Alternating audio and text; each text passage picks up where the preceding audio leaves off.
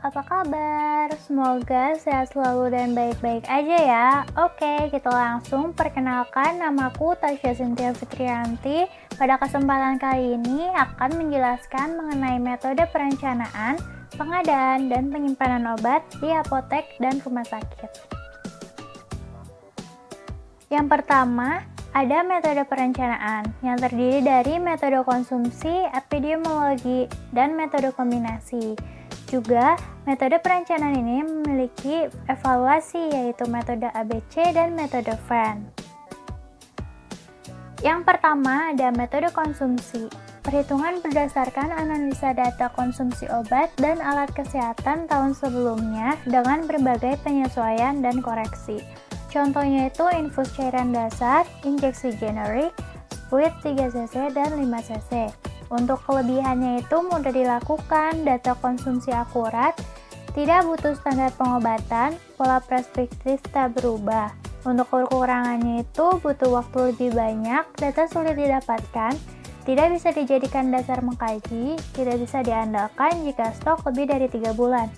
Untuk cara perhitungannya itu, CT sama dengan CA kali T ditambah SS min sisa stok. Untuk CT sendiri itu kebutuhan per periode waktu, CA itu kebutuhan rata-rata waktu dalam waktu bulan, untuk T itu lama kebutuhan dalam bulan, dan untuk SS itu perhitungannya itu lead time per jumlah hari dikali dengan CA. Yang selanjutnya, metode epidemiologi. Untuk metode ini, perhitungannya berdasarkan pola perkembangan kasus penyakit yang cenderung naik turun. Contohnya itu penyakit COVID-19 yang seperti kita alami sekarang. Untuk kelebihan dari metode epidemiologi ini, perkiraan kebutuhan mendekati kebenaran. Program yang baru bisa digunakan. Usaha perbaiki penggunaan obat didukung standar pengobatan. Untuk kekurangannya, perlu waktu dan tenaga terampil, data penyakit sulit diperoleh, variasi obat terlalu luas, pola penyakit dan preskripsi tidak terlalu sama. Untuk cara perhitungannya sama seperti yang sebelumnya, hanya ini diganti dengan CE, di mana CE itu perhitungan standar pengobatan. Yang selanjutnya ada metode kombinasi. Perhitungannya berdasarkan gabungan konsumsi dan epidemiologi yang dihitung dengan prediksi, yang berguna untuk menghitung kebutuhan obat atau alat kesehatan yang naik turun atau fluktuatif. Gabungan metode konsumsi dengan menggunakan koreksi pola penyakit, perubahan, tindakan, resep, dan perubahan kebijakan kepelayanan. Untuk perhitungannya udah pasti kombinasi, di mana CT sama dengan CA plus CE dikali T ditambah SS min sisa stok.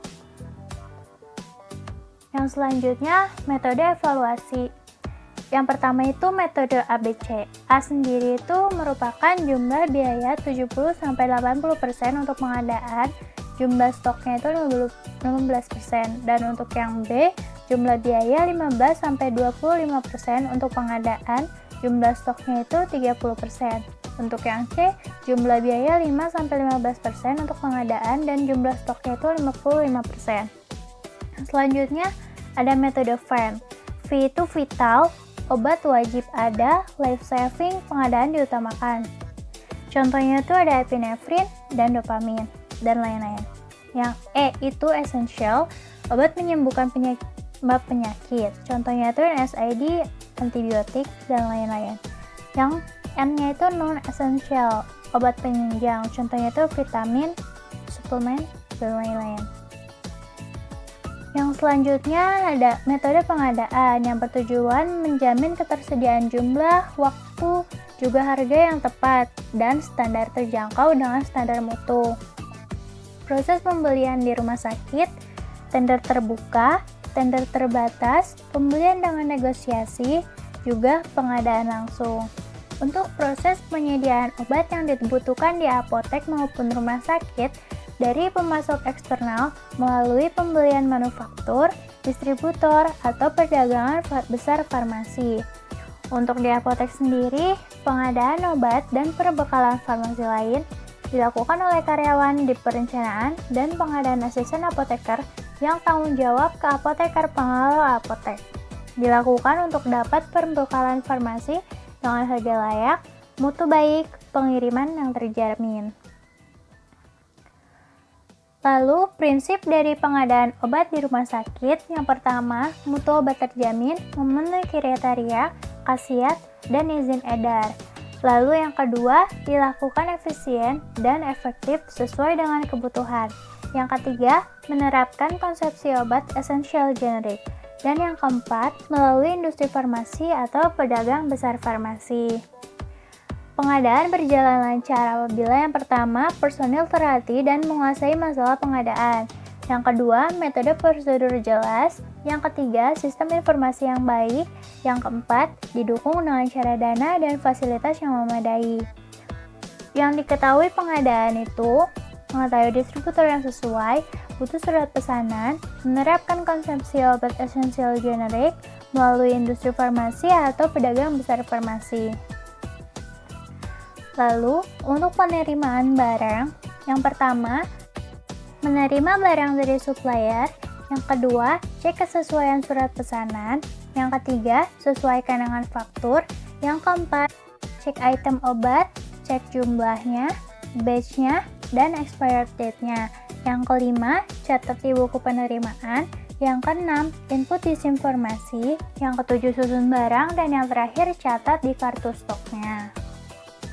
Selanjutnya, ada metode penyimpanan. Aktivitas menyimpan dan memelihara agar persediaan farmasi yang diterima terjamin keamanannya dan pelayanan obat terhindar dari rusaknya mutu obat harus diperhatikan, yang bertujuan menjamin memelihara mutu sediaan farmasi, menghindari penggunaan yang tidak bertanggung jawab, menjaga ketersediaan obat, membedakan pencarian dan pengawasan.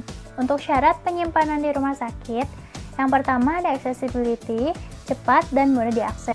Yang kedua ada utilities, ruang optional sebagai tempat penyimpanan. Yang ketiga ada communication, memiliki alat dan sarana komunikasi. Yang keempat ada drainage, memiliki pengairan baik dan bebas banjir. Yang kelima ada size, memiliki ukuran yang cukup untuk menampung barang. Dan yang terakhir yaitu security, memiliki fasilitas keamanan yang terjamin tentunya. Lalu selanjutnya ada syarat penyimpanan di apotek. Yang pertama itu ada stabilitas mengenai suhu, terutama terlindung dari sinar matahari. Lalu bentuk sediaan, menghindari kesalahan. Seperti sirup, tablet, topikal, itu kan sediaannya bentuknya beda-beda ya. Lalu yang ketiga ada farmakoterapi. 1 golongan. Yang keempat menurut abjad. Yang kelima penyimpanan obat khusus seperti narkotika, psikotropika, OOT, dan prekursor. Itu penyimpanannya harus khusus. Yang keenam ada high alert. Untuk kewaspadaannya yang tinggi seperti dextrose 40 ataupun insulin. Yang ketujuh ada LASA, look alike, sound alike, yang merupakan kemiripan warna, bentuk, tulisan, bunyi, tidak disimpan berdampingan. Yang kedelapan ada FIFO, itu first in first out, obat yang datang pertama dan kadaluarsa lebih awal, lalu disimpannya di paling depan. Selanjutnya ada FEVO, first expired first out, obat yang kadaluarsa lebih awal dikeluarkan lebih dahulu. Dan yang terakhir ada vaksin dan resep. Untuk vaksin ada vaksin biasa dan vaksin sensitif. Untuk resep disusun berdasarkan tanggal dan nomor resep. Resep narkotika tentunya dipisah dan resep disimpan selama 3 tahun. Oke, sekian penyampaian materi mengenai metode perencanaan, pengadaan, dan penyimpanan obat di apotek dan rumah sakit, mata kuliah manajemen suplai farmasi. Kurang lebihnya mohon maaf, semoga bermanfaat. Terima kasih.